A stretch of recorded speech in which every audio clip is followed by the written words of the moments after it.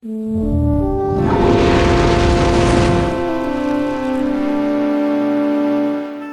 has been your most desperate act to save a life? This story actually occurred not too long ago, just a few months ago, while I was up in Seattle for PAX West. And after the convention had finished up, all kinds of people come to PAX West, including a lot of other YouTubers. And we had some extra time after PAX West was over to kind of get together, and we decided to play a quick one-shot of a D&D game.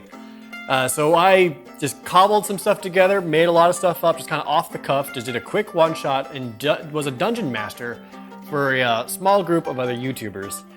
So I played Dungeons & Dragons with Peanut Butter Gamer, Space Hamster, Youngtown, and Twitch streamer Cheritomo. It was just the five of us, and I just quickly cobbled some stuff together. Youngtown especially just really wanted to play some D&D with me, and I was like, you know what, man, that sounds awesome. So they created their characters. Most of them hadn't really played a whole lot, especially with 5th edition.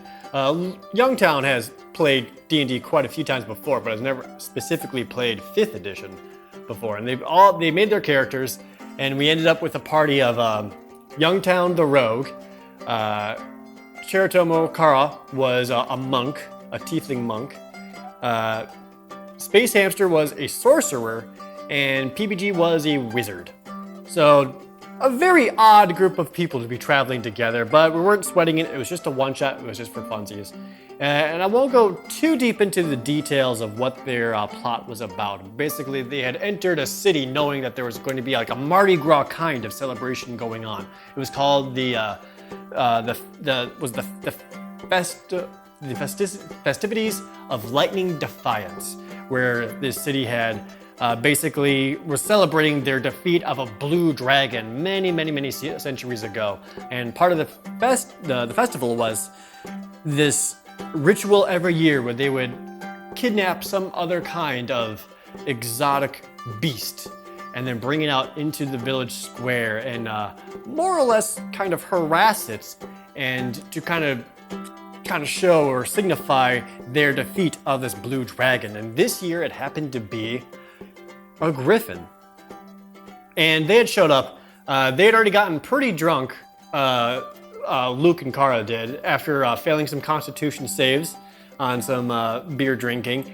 And that's why they were really freaked out when they suddenly heard the griffin speaking in their minds, telepathically telling them, "Save me. I'm in pain. I'm in trouble. Help me. They're going to slaughter me." And not really knowing how the festival works or the ritual works, they immediately felt compelled to help save this griffin, this majestic, beautiful beast. And sure enough, that night, they got to the point where they let that griffin go.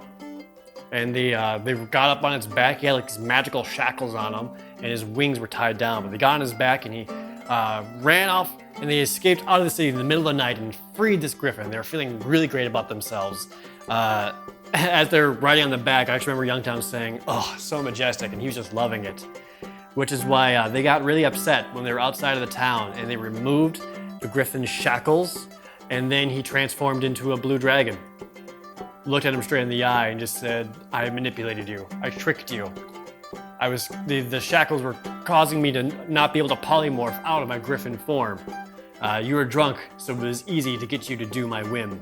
And this blue dragon then flies off back to the city and starts attacking it, ransacking it, lightning breath blasting over the place, destroying the castle walls.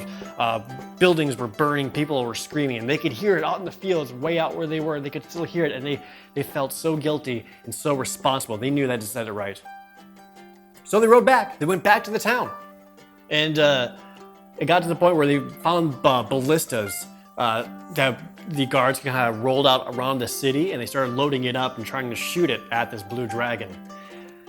One of the brilliant ideas they had, it was Kara the monk took both her two daggers and stabbed it on the side of a ballista, and Jeff, Space Hamster, launched the ballista at the dragon with Kara riding it and just flew along the ballista.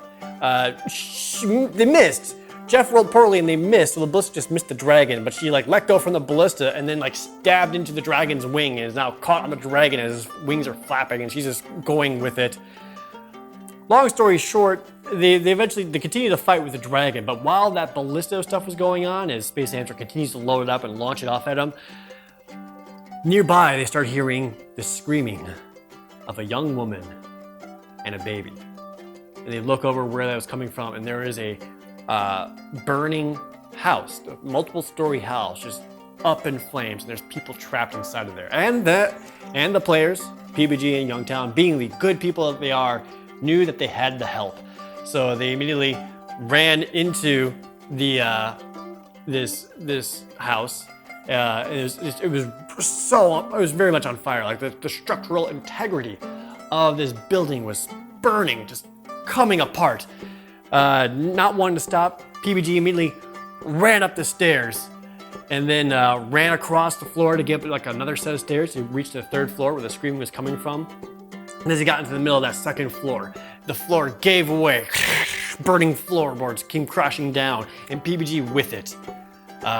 Thankfully, this did not slow down Youngtown, who then leapt over that hole and then ran and continued his way up to the third floor. PBG kind of brushed off the pain, got up, and made his way back up to where the hole was, and kind of got to where it was stuck. He didn't have the athletic ability to make it across this hole. He could no longer help. Well, he could just wait there for Youngtown, the rogue, to come back down. Sure enough, he gets to the top stairs, which basically had just a bedroom. And after removing some burning debris that were blocking their path, he comes inside and finds an injured young girl, teenager, a mother, holding her baby. And they were just both screaming. Her leg was injured, she couldn't move. There's no way for Luke to hold both of them at the same time. And the mother, so desperate, was just holding the baby out for him to take it. And he knew he had to. He could not let this mother down. So he took that baby, he's like, I'm gonna get this baby out first and I'm coming back for that mom. So he runs all the way down. And at this point, PBG's still on the second floor, is watching the floor continue to burn away as this hole in the middle like gets bigger and bigger, worsening and worsening. Like this house is gonna come down soon. And Luke comes down the stairs and sees PBG there. And they knew they didn't have a whole lot of time. So Luke, as soon as he gets down, holding this baby, looks at the hole, looks up at PBG's character, and just tosses the baby at him. I said, all right, PBG, make a dexterity saving throw to catch that baby. And I immediately saw the nervousness just go across all of their faces as they realized what was happening and how bad it would be if PBG missed. So PBG picks up his D20 and rolls it. 7.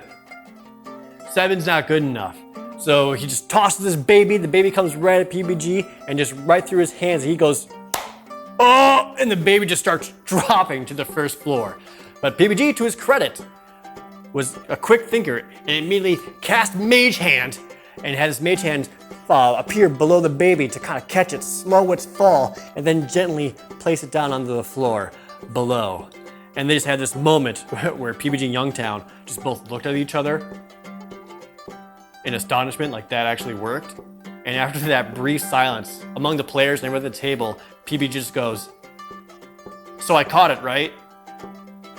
And they sprinted back down to continue saving the people of the town. There was just an awesome small moment of new players being clever and using their abilities to the best they can, and using that to save a kid. And sure enough, Youngtown got back up there, grabbed the mother and climbed out a window, and they were okay too. And eventually they did fell that dragon, but it was a very memorable one-shot adventure that I got to DM, and for nothing else, to see them toss a baby.